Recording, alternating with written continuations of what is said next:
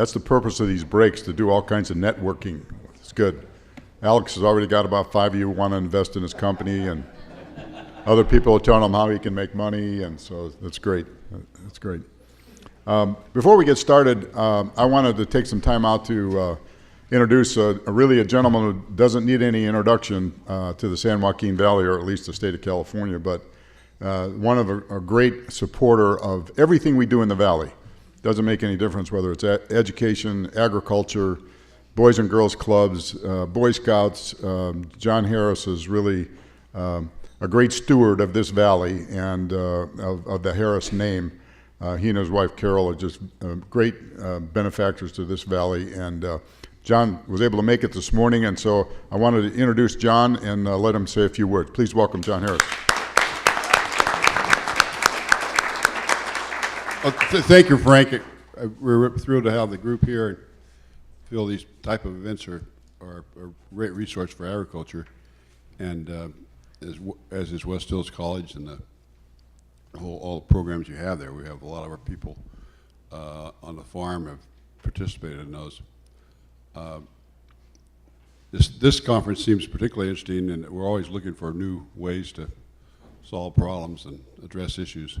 Kind of reminds me of a story my father used to tell about, this was like probably 70 years ago or so, that there's a farmer that was kind of a neighboring farmer, and he'd be at the coffee shop, and one guy would say, you ought to do this, and then another guy, you ought to do that, and you ought to go to this course on something or other. And the guy says, well, my problem is I'm not farming as good as I know how now. So it's good to keep getting refreshers, plus learn new things. But I guess the technology is sort of the boom thing right now, which is good, but there's so many different areas we can use it, particularly irrigation, and the whole topic of conversation now is like on the groundwater management and how we assess what we have and how to best use it. And there's a lot of technical things there that will be of help. It's important for farming and everyone that we use sound science to come up with anything, because sometimes there's people will come up with something that maybe works, maybe it doesn't, but you've got to have some degree of proof. But to do that, it takes a lot of time and work amongst both the academic side and the practical side. So we'll have a great conference, and we'll look forward to hearing everybody. Thank you, John. It's all yours, Karen.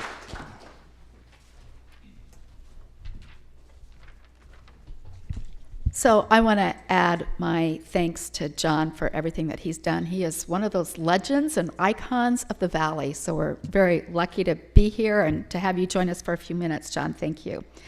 Our next panel is something I've been looking forward to because it's all about growing and packing food, big appetite for tech, and I like it because it's also a big appetite to create jobs and added value and economic development in our valley. And I think that really thinking about what we grow here and all the ways we can process it here, package it here, label it here, and ship it to markets locally and across the world is pretty exciting. So I'm not going to spend a lot of time on introductions because I didn't get bios, but I know this is a great and distinguished panel that's going to give us a lot of different perspectives. So we're going to start. William, you're going to go first, right? William Bordeaux, who's with Harris Farms. William.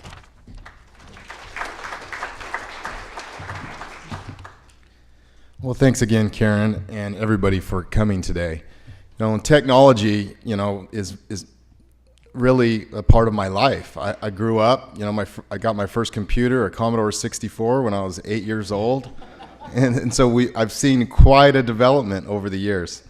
And I know in my position and working with John on the farm that technology, and I'd first like to take an opportunity to just honor the people that have come before us and has taken a valley that was mostly tumbleweeds when my grandfather was a kid in this area and turned it into the most productive farmland in the world, producing in excess of 50, maybe the whole state of California, producing in excess of 50% of the fruits, nuts, and vegetables consumed in the United States.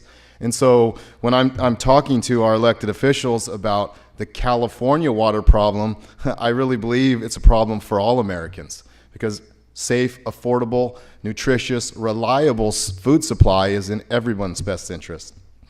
And so I start thinking about what kind of technologies will benefit us. And there's a wide variety of technologies, from food safety. We need traceability. You know, if we have a food safety issue, they have the capability now to determine the genome and trace it back to where exactly it came from. And so we need to have the ability to isolate something like that, so if we do have a recall, we don't have to, you know, destroy a whole bunch of high quality product that hasn't been contaminated.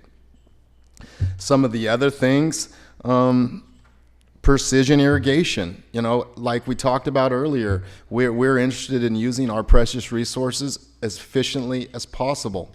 But I would also encourage, you know, those individuals that are tasked with determining where our resources are allocated to use those kind of precision measures to make sure that if you're going to allocate water to the environment, that it is helping the environment and you're getting some kind of return on that precious resource.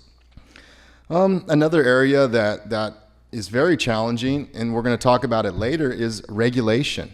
Just dealing with the amount of regulation and trying to stay in compliance has made it very difficult. And what's unfortunate, and maybe technology can help, but what's unfortunate is creates large barriers to entry. You have to have a very highly skilled, highly capable, highly educated workforce so you don't run afoul with the government. And those regulations change on a daily basis. And so that does create challenges for people that want to get into the business. It's good for the bigger businesses because we have those kind of resources, but it's unfortunate because we need young people to be able to get into this business and be able to take it, you know, into the future. Labor, we talked about the app. I mean, labor is a big challenge. We do need to use technology to find employees, and if we can use an app to do that, I think there's a lot of opportunity in that area. Sigma, you know, I'm involved in that greatly. We at the Westlands Water District have determined that we want to be the groundwater management agency, and so we're going through our modeling and trying to determine exactly what the safe yield is. I think we have an advantage that some other water districts don't, that we have a lot of data. We've been monitoring groundwater for many, many years, but it is not something that is easily understood, and even with the best science and the smartest people, we're not going to be sure that we clearly understand all the different subbasins and where the water recharges from and all those kind of things. But I am encouraged to hear that, you know, we want to get credit for taking water when it's available and trying to get it into the groundwater basin. And so technology plays a part in all of these areas. But like Mr. Harris said, we need science and technology to come together, so we're making decisions that are representative of reality, and they are helpful, not harmful. Because unfortunately, some of the challenges that we face have bad science, and that bad science is impacting a large number of people because we're taking so much productive ag land out of production. It's fallow. For instance, on our farm here, we're over 70% fallow. Some of the most productive farmland in the world that's feeding large numbers of people, and we're making conscious decisions to allocate that water to the fish and the ocean. And that is a noble effort, but unfortunately that's been going on for years with no known benefit to the smelt. And so we would like to see the smelt flourish, because if they don't, you know, we're not going to be able to have food. And so there's many things that I'd like to talk about. I am frustrated short term, but I believe in the long term what we're trying to do, provide food, is an honorable, noble thing. And until it's no longer a necessity, I think it's going to be important for our country. And so I spend a lot of time trying to educate people. And what I think is the single most important use of technology where we need to do a better job is telling our story. We have a fabulous story. The San Joaquin Valley is a precious resource, and we have used technology to be more efficient, more effective, higher yields, higher quality, safer, you name it. We've been doing it. The story just doesn't get out very much. And because large numbers of people live in metropolitan areas and they don't grow up near a farm or know somebody that works on the farm, they lack the understanding and appreciation and risk that goes into what we do to provide for the people in this country. And so if anything we could come away from this conference is finding a way to utilize technology to better educate the masses and help them appreciate the importance of safe, affordable, nutritious food. Just in my lifetime, I've seen the grocery stores go from not having a great deal of fresh produce to an abundance. And in that respect, we are a victim of our own success because it is so available and so abundant. People take it for granted. And I don't think that is in anyone's best interest. I think maintaining a domestic food supply is very important for our country. And with that, I don't know if I'm going to take questions or we're going to wait in the panel. I think let's do all four, okay? You got it. Well, thank you very much.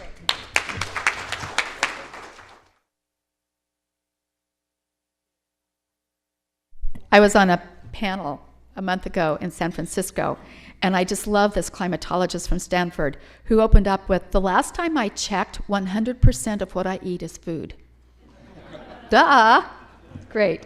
So with that, a longtime friend of mine, Mark Linder, who has interesting combination of what he's here to talk about. I hope you do get into some of the culinary part and how AgriLogics is helping culinary and production, right? Okay, Mark, thank you. Great.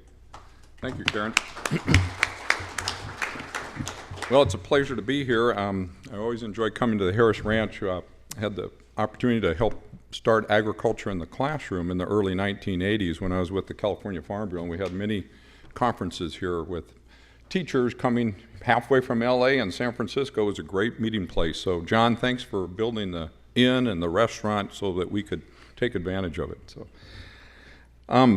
wanted to share with you, well, first of all, thanks to Frank and Clint and Stu and Kathy and everybody at West Hills Community College for putting this on. I had the opportunity also to come to the very first one on water in 2013 when my colleagues and I were just getting started with AgriLogics, and we have a keen interest in what we can do to help in the whole water area with SGMA and Irrigated Lands Program and technology that's coming from the sky with satellites to help farmers do a better job in their irrigation and enhanced harvesting applications. So anyhow, hats off to you and all the great sponsors that have worked together to make this possible. Quite an impressive list. And the Farm of the Future, good job to everybody that's working on that. I think you serve as a wonderful role model here for other areas throughout the United States. So let's see, now I can click this, right?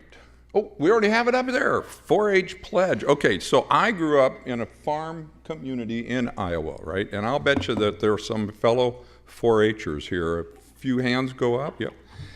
And we, you know, the older I get and reflect back on my growing up years, the more I think, what were the things that happened to me as a young person to, you know, help influence my career, my life, how I look upon helping to do good things. Wait. What happened? I got to go back. Oh, there it is. Yeah, so at our club, 4-H club, we had to recite this pledge every single time we started a club meeting.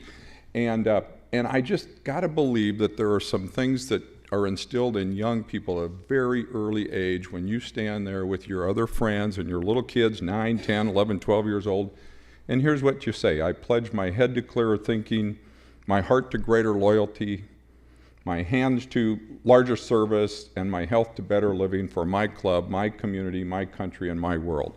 So, you know, a lot of times when I start and give a talk or whatever, I kind of, even though I don't have that publicly, I kind of think that, what are we doing here collectively as a group to help my club, my community, my country, and my world? So just a little way to kind of help set the stage for what this is all about.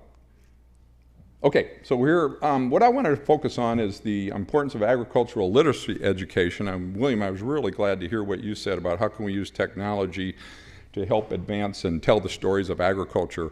Mary and I have 2 daughters. Our younger daughter was one of the early people that helped get Facebook started. She's been with them 9 years now, lives in London.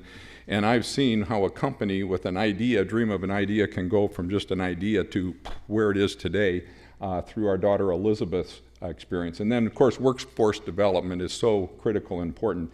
Dr. Norman Borlaug, some of you know him and remember his name from the Green Revolution, Nobel Peace Prize winner. Americans have no idea where their food comes from. That must be changed. He served on my international advisory board for Project Food, Land, and People when I started it.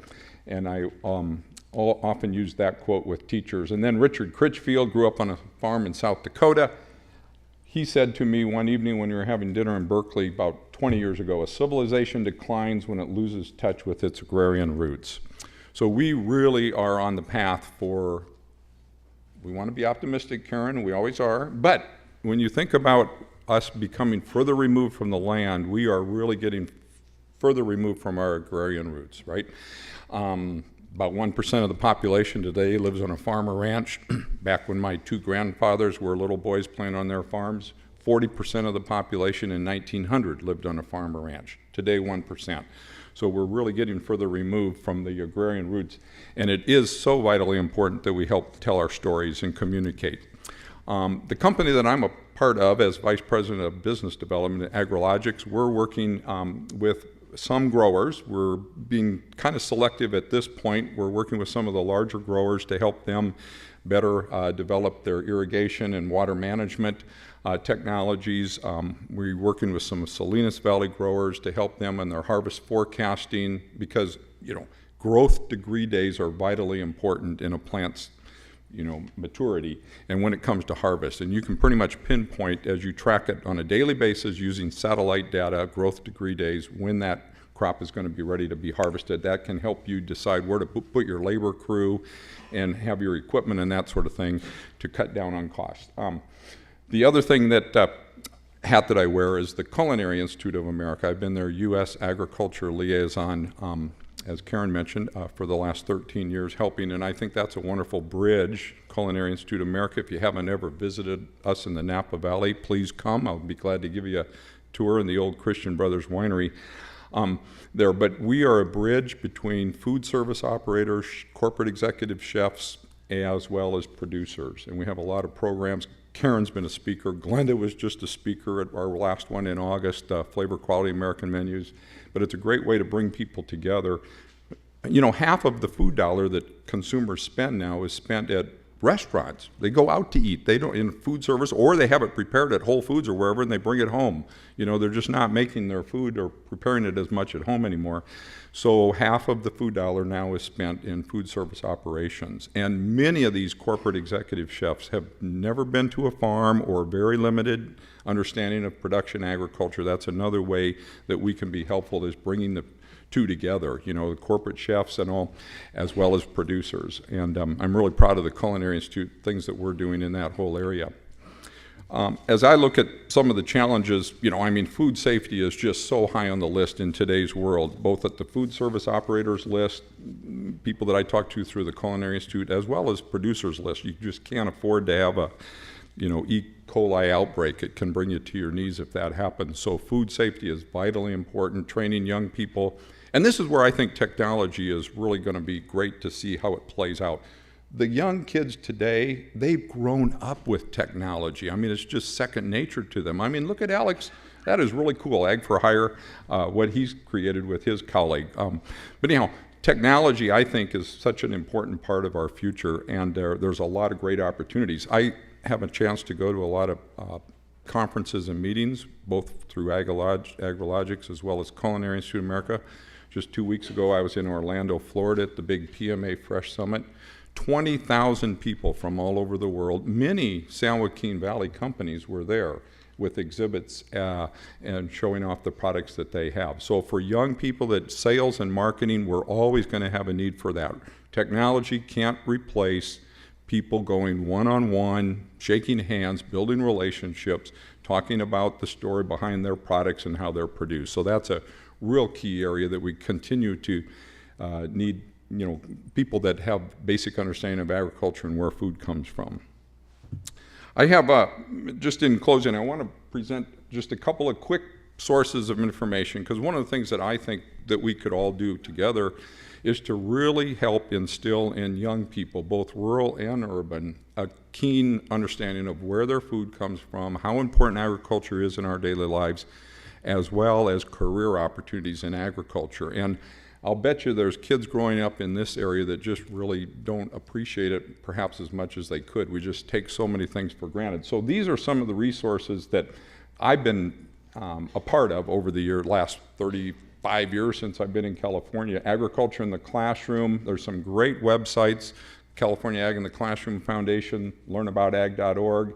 agclassroom.org, that's the USDA Ag in the Classroom site with some great information there. agfoundation.org. My American Farm was created by the American Farm Bureau and Pioneer Seed Company. Project Food, Land, and People was designed, there were 50 of us that met in Estes Park, Colorado in 1988, bring together food, land, and people, food, agriculture, land, resources, how do we care for the resources, and people make the difference and make decisions. And then the Center for Land-Based Learning, I'm really pleased to say I'm on the board of directors, Craig McNamara's foundation that he started while he was serving on my Ag in the Classroom Foundation board. And we do have a Center for Land-Based Learning program here in the San Joaquin Valley, and I know you all have been supportive of in various ways. The FARMS program, Farming, Agriculture, and Resource Management for Sustainability. And then America's Heartland public television show that I helped co-found with Bob Weiss. Okay, then we can end up with the FFA Creed, right? Here's just the first sentence, but think about what the words say. I believe in the future of agriculture with a faith born not of words but of deeds, achievements won by the present and past generations of agriculturalists in the promise of better days through better ways, even as the better things we now enjoy have come to us from the struggles of former years. That's a great opening line and another one that we can keep in mind as we go forward. So appreciate the opportunity to be here and look forward to the question and answer period. Mark, thank you. So it's a pleasure to welcome Greg Estep, who's president of U.S. Operations of Olam. It's great to have an international company here in the Valley, and I know there were lots of smart and strategic reasons for being here. And we really value having your operations in the Valley and the opportunities we have to better understand globally what's happening. I think that's one of the real advantages when we have these types of collaborations, is to get that global view and connect it back to the young people you're educating, people who are looking for their second career perhaps. And so I'm really looking forward to your comments, Greg. Thank you. So thanks, Karen. We didn't do bios, but I will share one thing that we have in common. I moved here from Nebraska. So I spent 11 years, about the happiest times in our life, our kids growing up in Omaha. I worked for ConAgra, and so probably have a lot in common with Nebraska roots.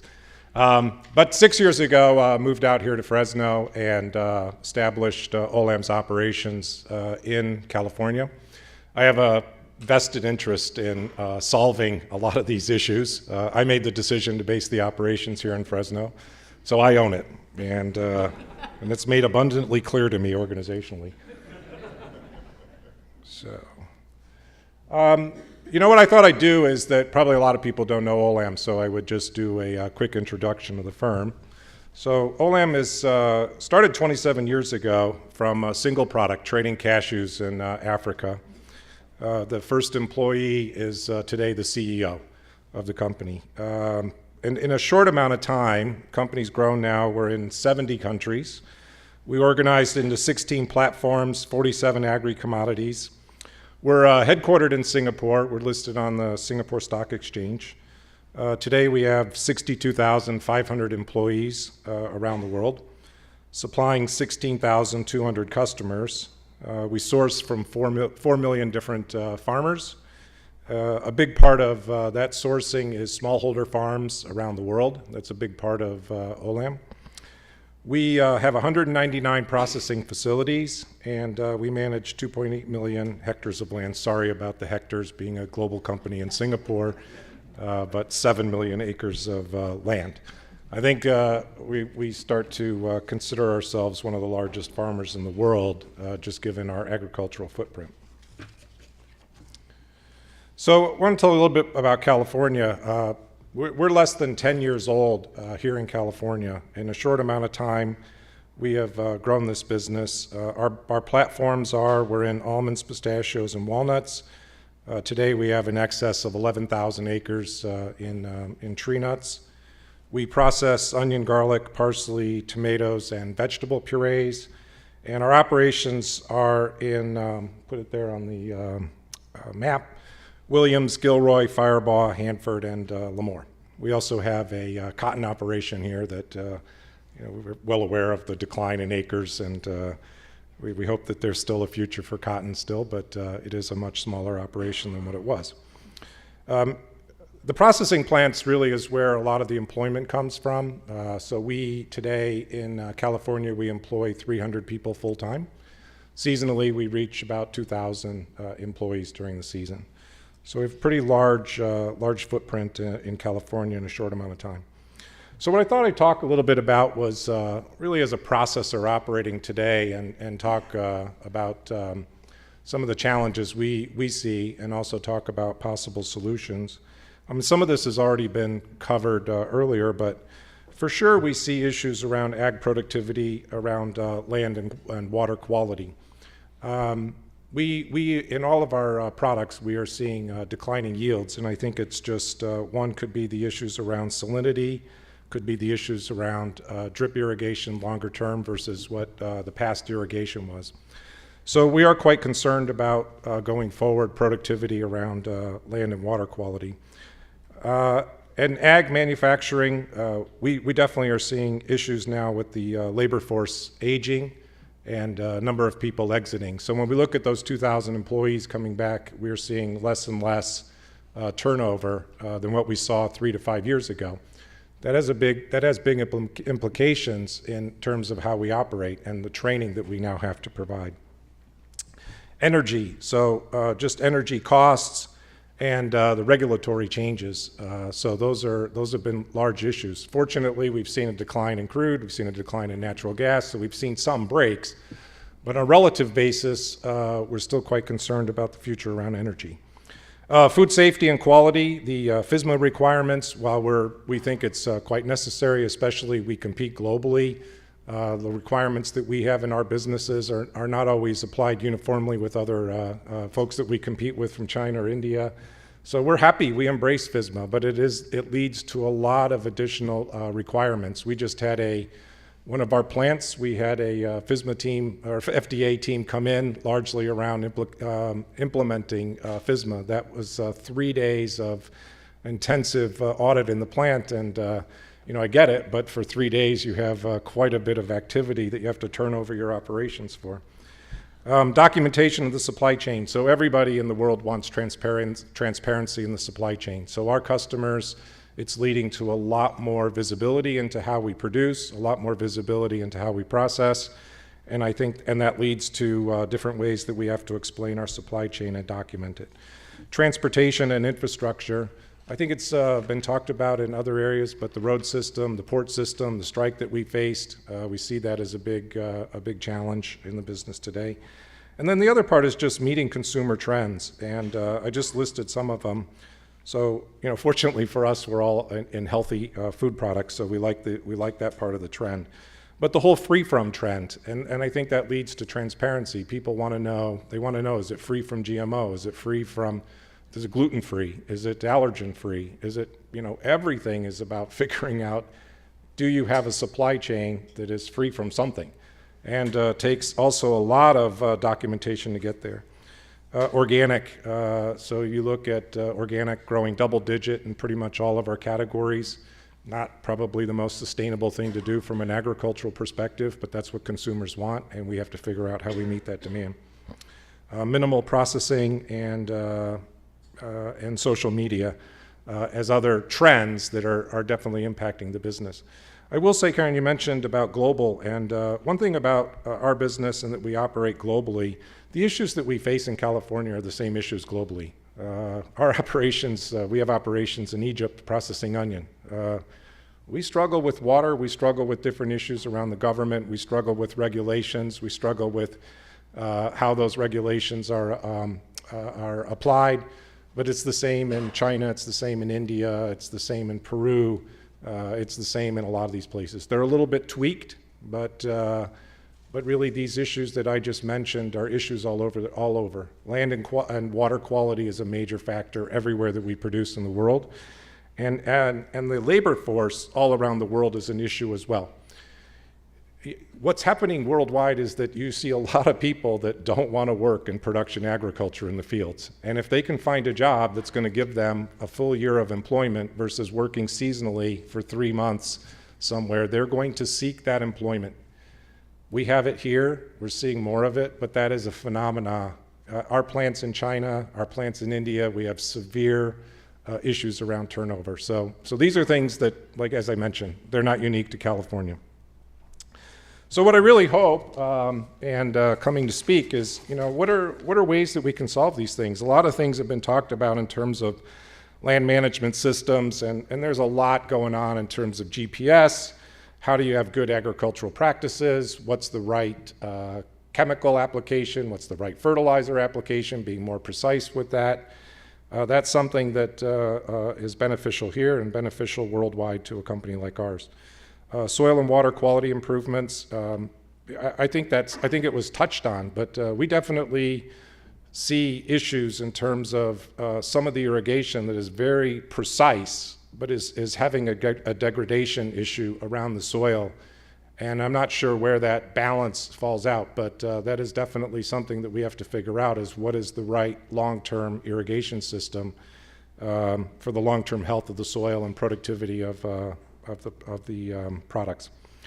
And I think along that line, seed developed for processing versus fresh. So there's a lot of effort in processing, and I think that we can start to see where seed starts to evolve, where it could be more unique for processing. In our business today, our onion seed is developed specifically for processing. It has a solid content in excess of 25%. A fresh onion has solid content for 10%. Well, we can then process a dried onion and that material with much less land, much lower water applied, lower inputs, and lower energy to convert that into a product, and with very minimal waste. And also, I think other areas have potential. Same for processing tomatoes and other areas like that, to look at seed developed specifically for that usage. I'm going to touch water markets. We hope that not necessarily to make a regulatory mark, but we hope that water can move freely and trade to where it's the highest use over time. And I think when that happens, you're going to need technology solutions in terms of how water transfers and finding the fairest price for a transfer, but that could be longer term.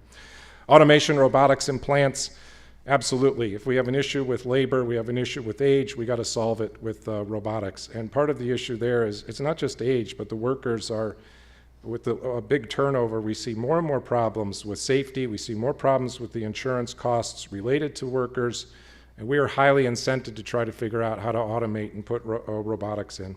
Energy, a lot of work in energy. You mentioned about the jobs. I think in the next couple of years, we will basically have solar matched with the batteries at all our processing plants and move to this system. It's more competitive than the market, and that's a spectacular innovation that can be applied worldwide. Cleaner emissions. Look, I think if there's a lot of lists here, one of our biggest concerns in processing is SB 32. We were quite concerned about AB 32. We're really worried about SB 32. And the issue with that is that agriculture, and I think a lot of what's being discussed is agriculture, you can have a regulatory environment, but it takes a long time to adapt.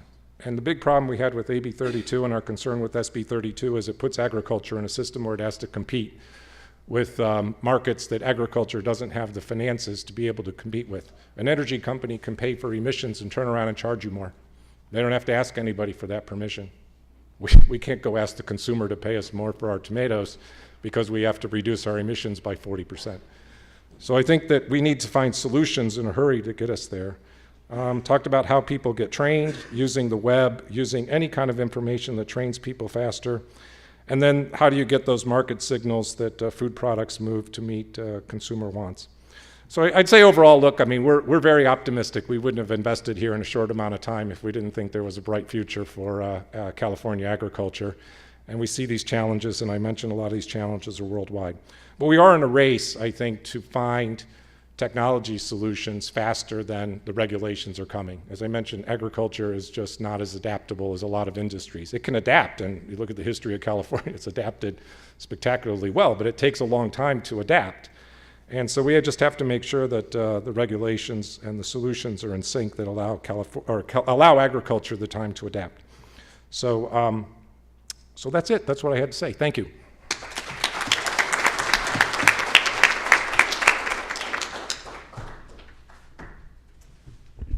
Greg, that was a wonderful overview, and to get that perspective from processing and the global perspective, which one of the things I believe in my heart is that California is facing these challenges, but finding solutions will have global applications because we have all the ingredients here. We have the academic systems, we have Silicon Valley, we have the productive natural resources that we have here. We are about innovation. It's that investment in our people that will help us find the solutions that will work here, and they will have applicability because these are global issues. So I want to thank you for that reminder, because I believe that in my heart. But you're right, we have to go faster. Yes. And so I'm pleased to welcome the Assistant Dean for the College of Agricultural and Environmental Sciences, Edwin Lewis. Dr. Lewis, it's great to have you here. We're very fortunate to have a land-grant university with the reach that UC does, and not to take anything away from Davis. And the cooperative extension element of what you do is so important for technology transfer and stimulating innovations. So Edwin, it's great to have you here.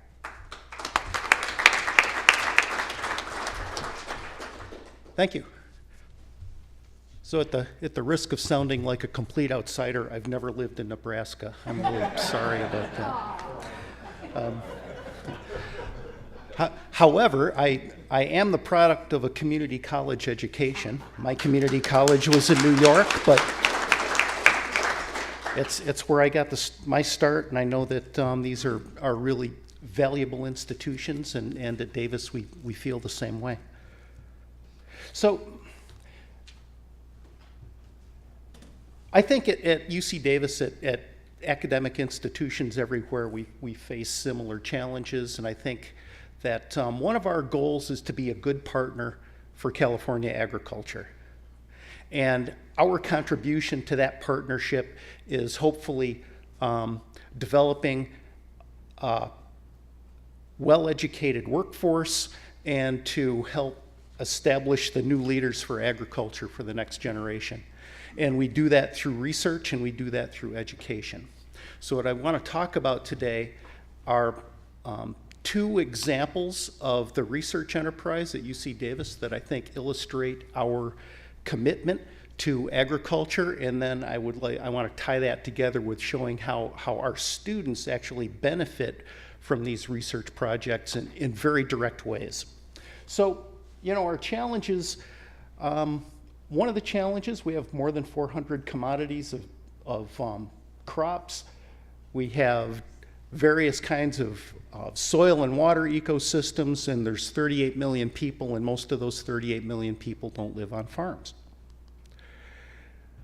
We also have tensions with agriculture, environment, and human interface, and these are among the challenges that we try to address at Davis. And some of what we do is controversial. Sometimes we do research that provides information that not everybody likes very much. But we still have to do that. That's part of our mission. Infrastructure and maintenance at UC Davis especially is challenging. Over the last 5 years, we've gone from about 5,000 undergraduate students to a little over 7,000 undergraduate students, and we don't have 2,000 more seats anywhere. So, that can be a challenge. And how we meet that, though, is sort of how we look at research. So when I explain the research enterprise for a land-grant institution especially, I try to think of it like a pipeline. So at Davis, we have we have people doing fundamental research. This is, what you would normally think of as a scientist in a white coat sitting at a lab bench discovering new things. And at the other end of that pipeline, we've got people in cooperative extension that are taking that knowledge, extending it to users, and hopefully taking some of that information that these people over here found and make people's lives better with it. That's what every scientist really wants to think, right? You do your research and it makes somebody's life better. What Davis is really good at, though, is this part in the middle, this translational research. That is taking fundamental findings and through a series of steps, making it into a product that's useful. That's what Davis is really good at. So I'm going to talk about these two different projects. So one of these, the Smart Farm, is in a conceptual stage right now. What you may not know is that on the campus of UC Davis, surrounding the campus, we have about 3,500 acres of farmland that is dedicated to research. So we are working with our engineers, with plant biologists, with animal scientists, with soil scientists and hydrologists to try to develop technology for use in agriculture. And we're doing this through the Smart Farm. Just to name a couple of these things, we have developed sensors that we can use with drones, we can use with automated tractors that can measure almost everything you can think of about plants as they go over. We can look at roots in a really precise way. One of the challenges that we still face, though, and this is across agriculture, I think, is to when we measure everything about a plant, you have a lot of numbers. What do you do with those? Developing the interface to take those numbers and to make it into a meaningful decision-making tool for farmers is a really serious challenge. We can measure lots of things, but it doesn't mean anything unless we can take those measurements, apply them, and increase the precision of nutrient use or irrigation or pest management. So taking that information and making it usable, that's a really big challenge. So the other thing that Davis does particularly well, I think, are public-private partnerships. And that is that our scientists often work with private industry to help them develop products. And it helps the university because we can have our students work on these projects. We get a little bit of support from the industry. Hopefully it helps California agriculture because these companies are developing new products that are going to make things more efficient, cleaner. And finally it helps these companies begin to get started. So this is a story of a company called California Safe Soils, and Secretary Ross knows these guys well. There's a picture of them. So this company is based on the idea that if they collect food that has passed the sell-by date from grocery stores, they can process this food, and here's a picture of their pilot plant, into basically a soil amendment that's a fertilizer. That's not quite done yet. It doesn't quite look that nasty. It sort of looks like chocolate milk, but it doesn't taste as good. But anyway, this company started just about 5 years ago, came to the campus, and was looking to develop a research base so they could actually convince farmers that yes, this stuff works and it's not the typical snake oil that all of us have seen lots of times. So what UC Davis scientists did was to assure that yes, this material worked, to develop rates of application, timing of application, look at realistic outcomes, see what could be affected in a positive way. There were hundreds of field trials done all over the state, including here in the valley, and then even go as far as to do an economic analysis to say, okay, is a grower actually going to make a better profit if they use this material? So, all of these things put together worked out in a really positive way. And just last week, this company had the grand opening of their first commercial-sized plant where they're employing about 20 people to develop this material, and it's being sold all over the state. So I think it's kind of a success story for this company, certainly particularly, but in general, it sort of illustrates the power of these public-private partnerships and how they can be a really positive impact on agriculture. And I think it makes the university look good because we're doing something that is useful in the short term. So finally, I want to talk a little bit about research and students and what this research does for training a well-trained, highly skilled workforce. So one thing to remember is that all College of Agriculture faculty have research programs, and there are about 365 of us. So that it's a lot of research going on, but it's also a lot of opportunities for students to become involved in this, not so much because they want to become researchers, but because you want an informed group of citizens that actually values that kind of work. So when they go to work or they go to vote for the Dickensian book of ballot initiatives every year, that they can actually understand the utility of these things. So the faculty engage in laboratory work, field-based projects, community development, all kinds of different entities and activities. Almost all faculty have students, undergraduate students, who work in their lab. Either, at one level you have somebody washing dishes for an hourly wage, and also we have students who are engaged in research of their own that are getting undergraduate credits, or maybe they end up publishing their work in a scientific journal. These are all things that happen every day on the campus, but I think that one thing to remember when you're at a huge university with 35,000 students, sometimes your people can get lost in that great sea of students. But on the upside, there's opportunities for students to become involved in research that are unsurpassed at Davis.